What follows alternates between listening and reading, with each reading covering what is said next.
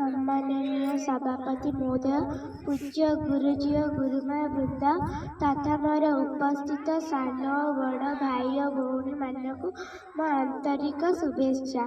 आज पवित्र साधारणतंत्र दिवस मते किछि कहबाकू सुजोग मिलुथिबारु मु निजकू धन्य मन करुअछि। आज हेउछि 26 जानुआरी 2025 मसीहा।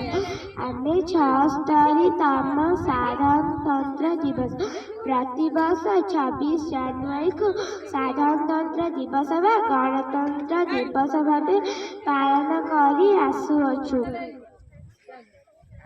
आम देश 1947 मसीहा अगस्ट 15 तारिख दिन स्वाधीन होइतिला।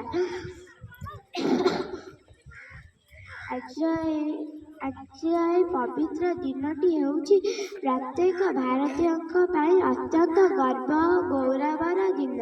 किंतु आम देश रे कौनसी आईन कानून संविधान नथिला।